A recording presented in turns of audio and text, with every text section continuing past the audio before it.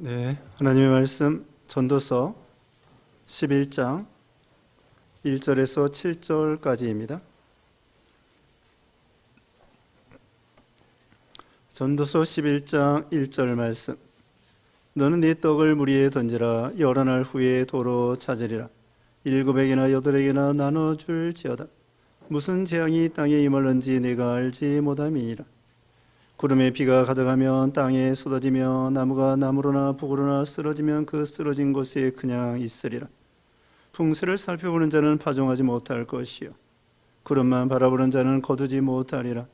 바람의 길이 어떠함과 아이벤 자의 태에서 뼈가 어떻게 자라는지를 네가 알지 못한 같이 만사를 성취하시는 하나님의 일을 네가 알지 못하느니라.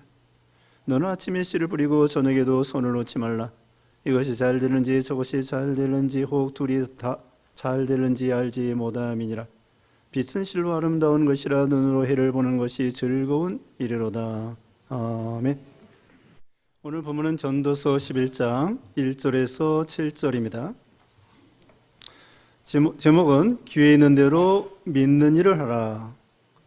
기회 있는 대로 믿는 일을 하라는 제목으로 하나님 말씀 증거하겠습니다.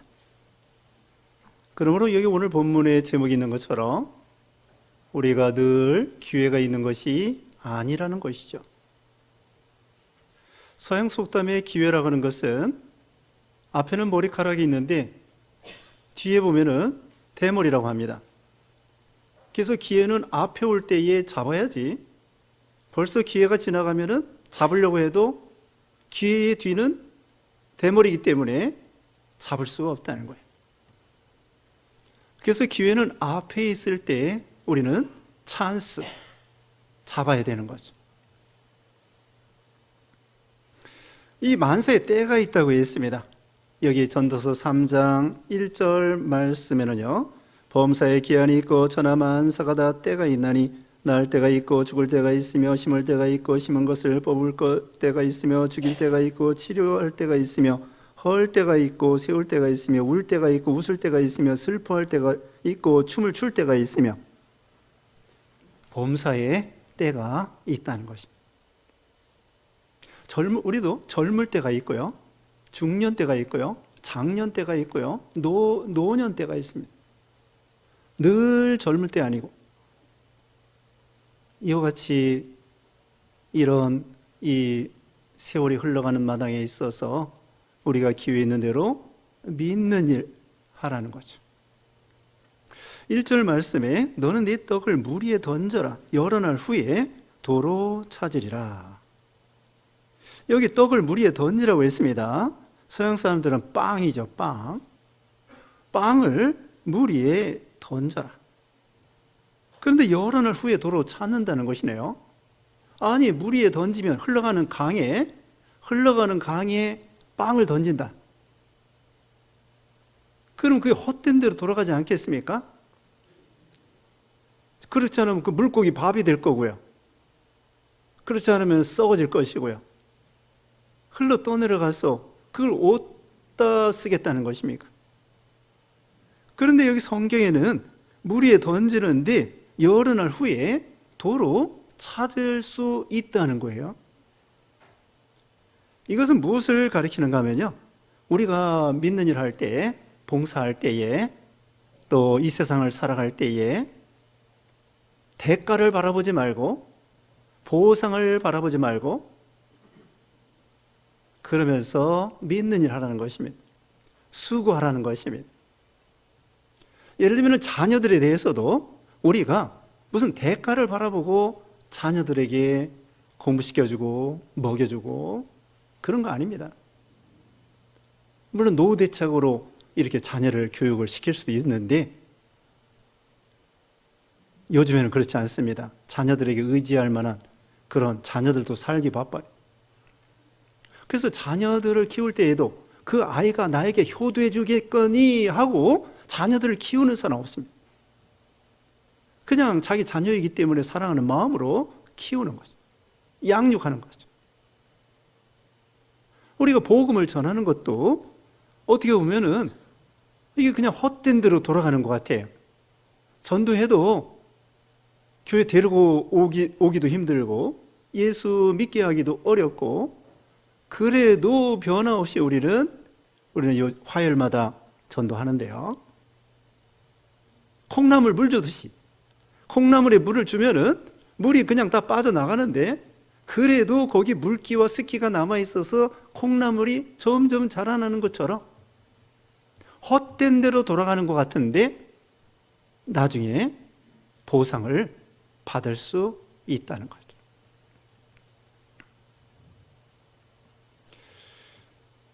저기 백령도에 우리 선교 단체들이 있잖아요.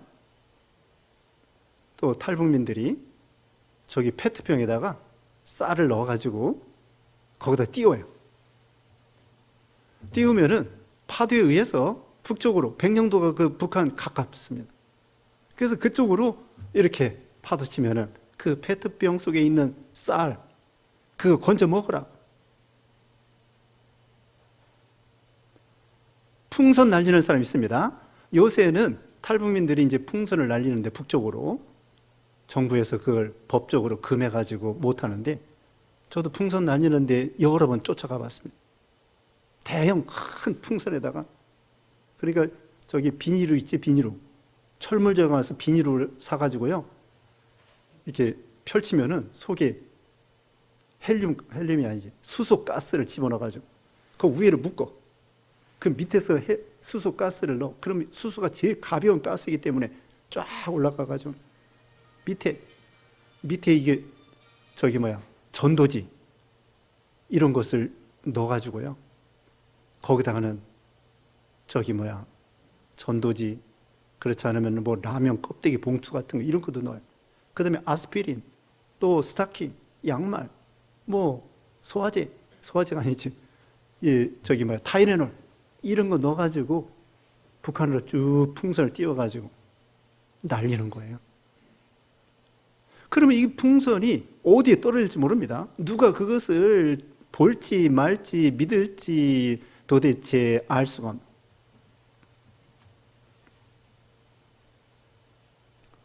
예전에 어느 목사님이 중국이 개방되기 전에 1977년쯤에 라디오로 복음을 전했습니다. 우리 이병규 목사님도 방송으로, 아세아 방송 이런 방송으로 설교 방송에 띄웠습니다. 극동방송하고 같이 이렇게 하는 거. 그래가지고 북쪽에 이 방송을 계속 전파를 쏘는 거예요. 근데 그 당시에 개방되기 전이니까 79년도에 중국이 개방되기 시작했습니다. 77년도에 계속 하는데 누가 이게 듣는지 마는지 도대체가 반응이 없어. 그런데 이제 중국이 개방되고 동북 삼성에 우리 조선족들이 200만 명이 살고 있었잖아요. 지금은 남한에 많이 와 있지만은 그 당시에 이 조선족들이 한국말이 통하니까 여기서 한국말로 설교한 것을 다 듣고 있는 거예요. 유명한 목사님들, 그들이 설교를 듣고 있었던 거예요. 그리고 그러면서 예배드리고. 그래서 개방되기 전에는 도대체 이게 반응이 없어. 근데 개방된 다음에 편지가 날라오고 소식이 날라오고, 또 우리 교단에서도, 저도 중국에 여러 번 갔습니다만 그 동북 삼성 우리 조선족들, 그래서 그 다음에는 막 교회를 세우고 이렇게 해서 복음을 전하게 됐습니다.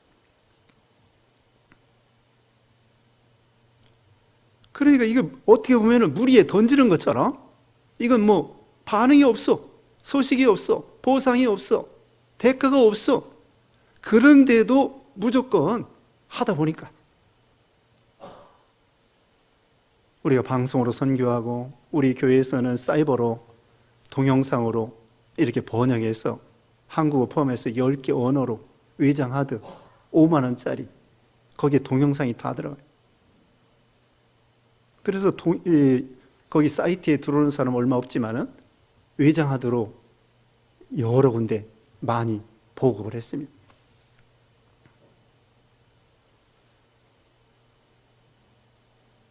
또 책도 번역해서 이렇게 보내고.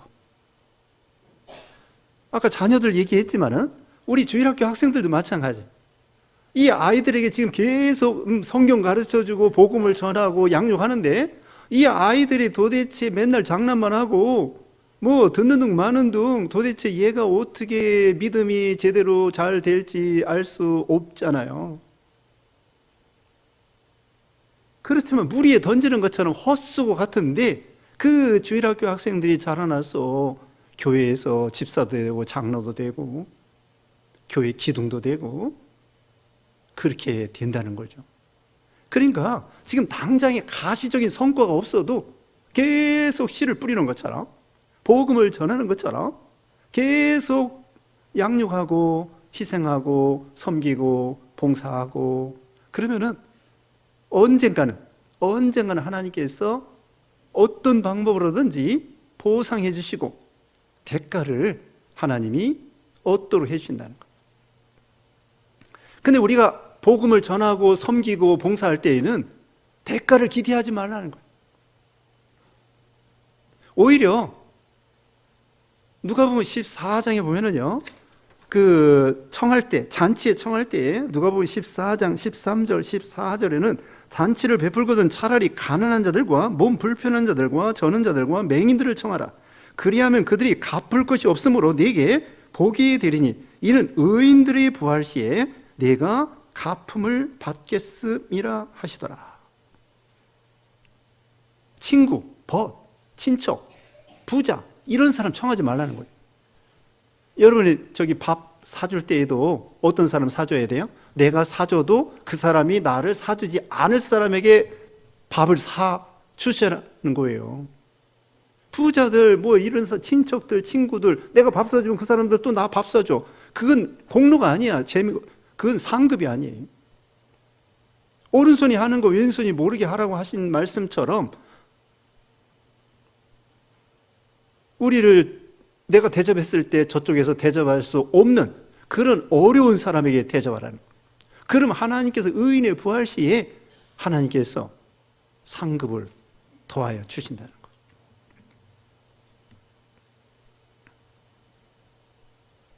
시편 116편 5절 6절에는 눈물을 흘리며 씨를 뿌리는 자는 기쁨으로 단을 가지고 돌아오리라.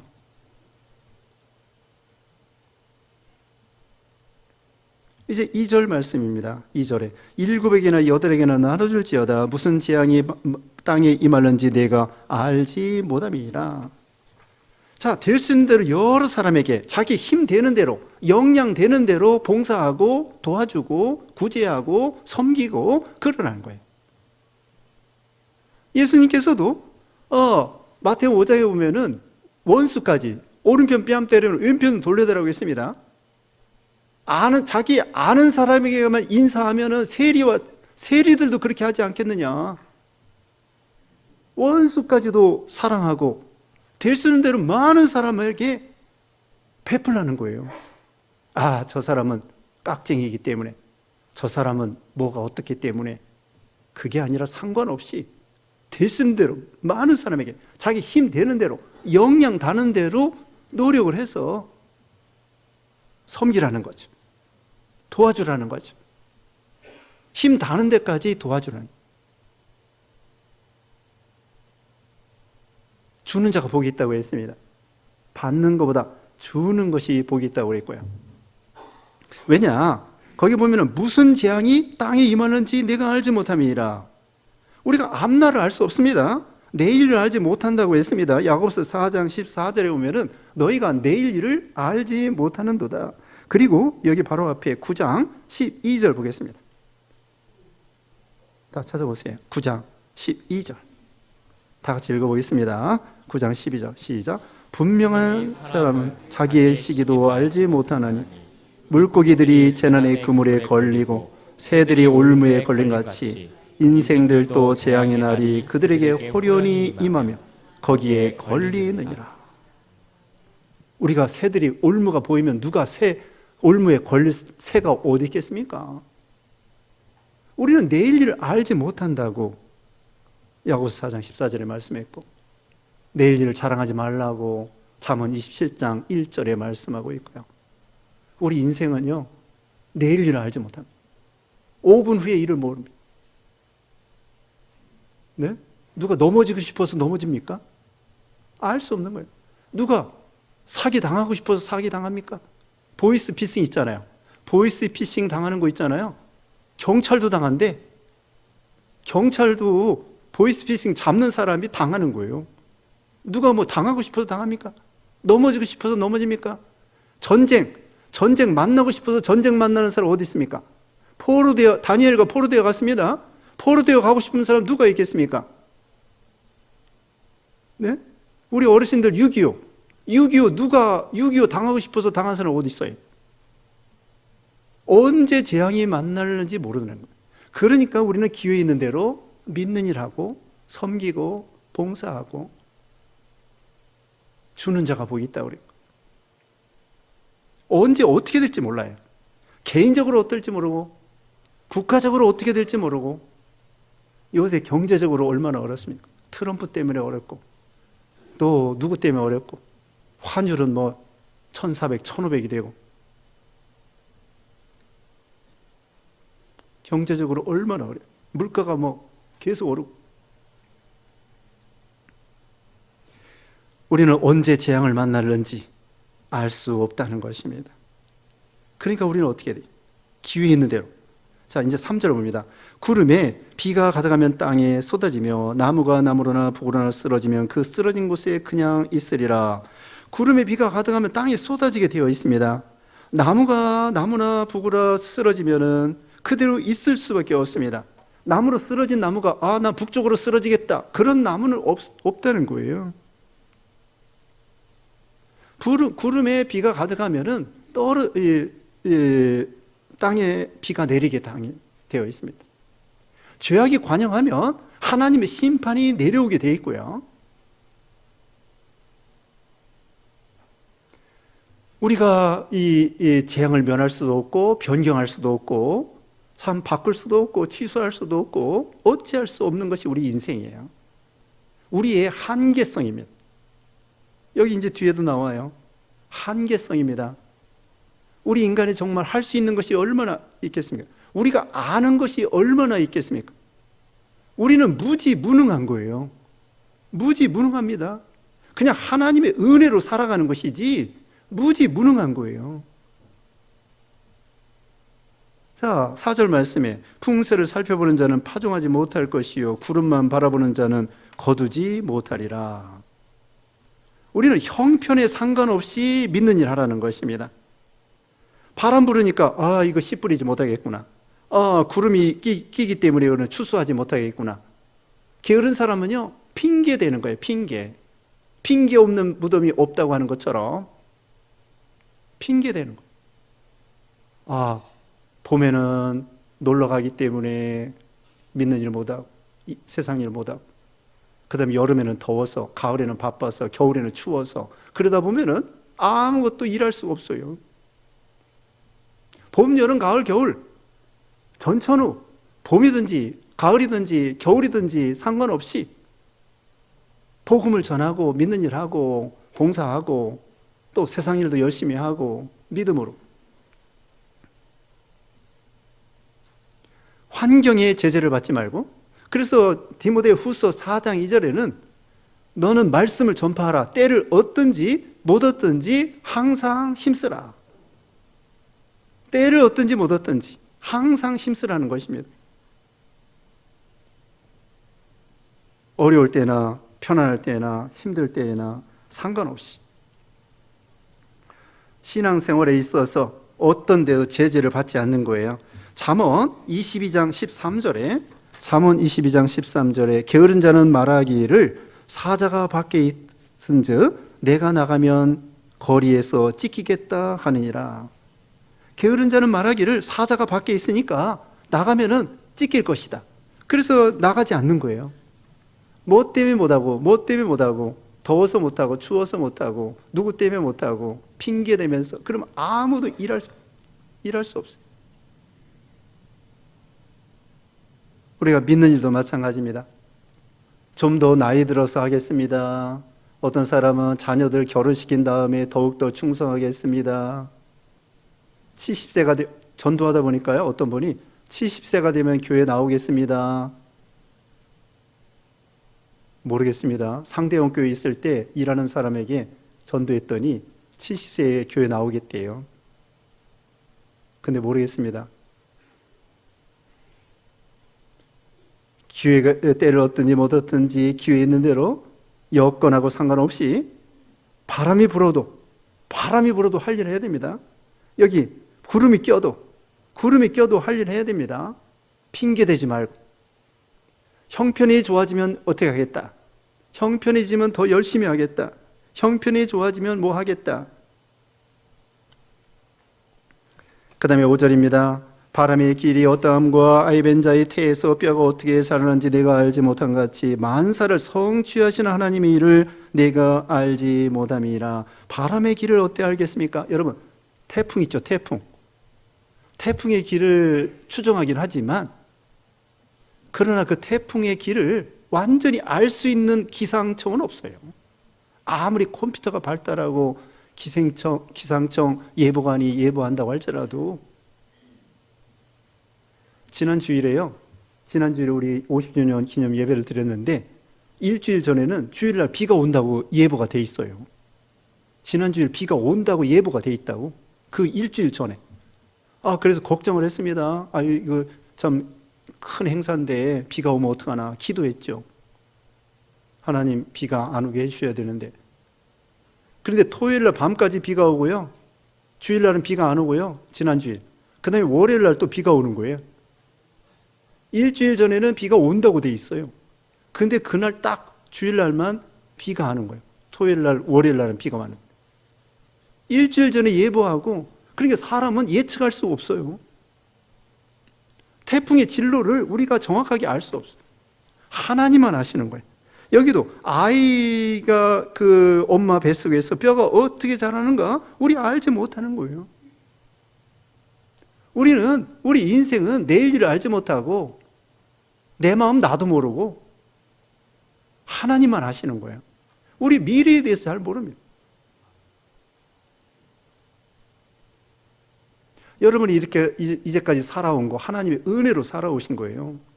여러분 나이 또래, 제가 나이를 생각해 보니까요, 그때는 이제 베이비 부모 시대예요. 우리 세대가. 내 나이 또래 그 인구가요 100만 명이 출생했더라고. 100만 명. 지금은 20만 명, 30만 명이에요. 지금 출생한 아이들이 1년에. 내 나이 때는 100만 명씩이야. 그런데 또 죽은 사람 많죠. 100만 명 중에 얼마가 죽었는지 모릅니다. 근데 나는 살았습니다. 여러분도 마찬가지예요. 여러분 나이 또래 보면은 예전에 100만 명씩이었어요. 6.25 이후에는. 근데 그분들이 지금 다 살아있는 게 아니야.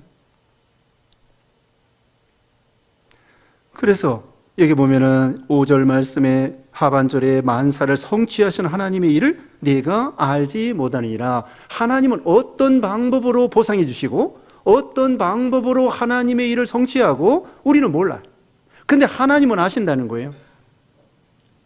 그러니까 하나님께서 보상해 주신다는 거예요. 어떤 방법으로 보상해 주실지 몰라요. 요나단이요, 다윗을 위해서 얼마나 도와주고, 자기 아버지가 다윗을 죽이려고 요나단의 아버지가 사울이거든요. 사울이 다윗을 그렇게 죽이려고 하는데 요나단은 하나님의 뜻대로 다윗을 보호해주고 도와주고 옹호해주고, 그런데 아버지와 같이 전쟁에 나가서 죽고 보상을 받지 못했어요. 그런데 그 아들 무비보셋이 나중에 다윗 왕이 무비보셋을 청에다가 그 자기 상에서 같이 왕자들과 같이 음식을 먹도록 요나단의 아들을 그렇게 대우해 줬어요. 그러니까 요나단은 대가 없이 친구를 위해서 다윗을 위해서 봉사했는데 대가를 받은 게 없는데 그 아들 떼에서 그 대가 보상을 받은 거예요.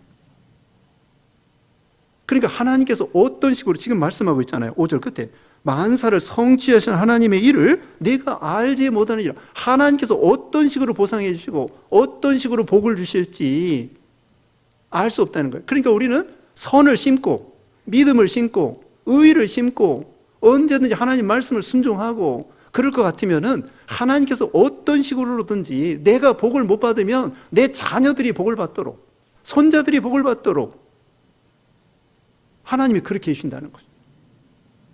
그러니까 어떻게 해요? 우리는 의인의 자손이 걸시감을 보지 못했다고 했잖아요. 의인의 자손이 걸시감을 보지 못했다고 시편 37편에 말씀하고 있어요. 그러니까 우리는 어른으로서 우리가 계속해서 의의 길로, 선의 길로 어떻게든지 무리에 빵을 던지는 것처럼 헛수고라고 생각될지라도 누가 그 빵을 먹을지 모릅니다. 원수는 외나무 다리에서 만나요. 원수는 외나무 다리에서 만납니다. 세상이 좁습니다. 네? 세상이 좁아요. 어디 여행 가다 보니까요, 교인을 만나요. 제주도 여행 갔는데 예전에 다니던 교회 집사님을 만났어. 언제 어디서 누구를 만날지 모릅니다. 그러니까 우리는 원수 삼으면 안 돼. 누구도 원수 삼으면 안 돼. 회사에서도 이 회사에서 저쪽으로 옮길 때에 선하게 행하고 옮겨야 돼요. 그냥 깽판 치고 그냥 다시는 안 볼 것처럼. 업계가 좁습니다. 우리는 어찌하든지 선을 베풀고 하나님이 어떤 식으로 보상해 줄지 그건 알 수가 없습니다. 심은 대로 거두게 주시는 하나님이시죠. 6절 말씀에 너는 아침에 씨를 뿌리고 저녁에 너 손을 놓지 말라. 이것이 잘 되는지 저것이 잘 되는지 혹 둘이 다 잘 되는지 알지 못함이라. 아침에도 저녁에도 세월을 아껴라. 때가 악하니라. 에베소 5장 16절에 세월을 아끼라 때가 악하니라고 했습니다. 세월을 아껴서 아침에도 저녁에도 어떻게든 자기가 힘이 있으면 하라는 거예요. 봉사하라는 거예요. 또 구제하라는 거예요. 도와주라는 거예요. 꼭 물질이 아니다. 말로라도 자기 은사라도 어떻게든지 아침에도 저녁에도 어떤 것이 잘 되는지 모릅니다. 우리가 곡식을 뿌릴 때에도 어떻게든지 잘 건사해서 곡식을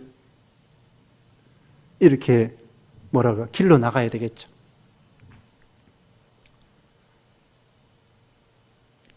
자녀들도 마찬가지입니다. 어떤 자녀들이 둘이 있어요. 근데 하나이는 공부도 잘하고 또 돈도 잘 벌고 또 믿음도 좋은 것 같고, 어떤 둘째 아이는 이것은 공부도 못하고 돈도 못 벌고 믿음도 없는 것 같고. 근데 몰라요. 나중에 10년, 20년 지나다 보면은 그 믿음 없는 것 같은 아이가 믿음이 생겨가지고 더 충성하고 더 믿음 생기고, 돈도 더 잘 벌고. 예를 들면은 누가 꼭 돈 버는 거 이게 문제가 아니라, 그러니까 어렸을 때에는 얘는 좀 시원찮아 그렇게 생각하는데 나중에 지나놓고 보니까 그 아이가 더 잘 될 수도 있고요. 어떤 아이가 효자 될지 모릅니다. 네? 그렇다고 효자를 바라보고 하는 것이 아니라 자기 기대 이상으로 기대에 어긋날 수도 있고 기대 이상으로 더 잘할 수도 있고, 어떻게 자녀들이 어떻게 자라날지 어떤 인물이 될지 모른다는 거예요. 그것처럼 교인도 마찬가지예요. 교인도 어떤 교인은 맨날 빠지고 믿음도 없고 맨날 그래. 그래도 나중에 또 더 열심으로 충성하는 그런 교인이 될 수도 있어요. 모든 교인을 환영해야 돼. 모든 교인을 다 사랑하고 아끼고. 누가 더 앞으로 더 믿음 생활할지 그건 아무도 모르는. 여기 그랬잖아요. 이것이 잘 되는지 저것이 잘 되는지 혹 둘이 잘 되는지 알지 못함이라. 그러니까 자녀들도 차별하지 말고요. 그렇다고 기대하지는 말고 차별하지 말고 무조건 사랑해줘. 교인들도 차별하지 말고.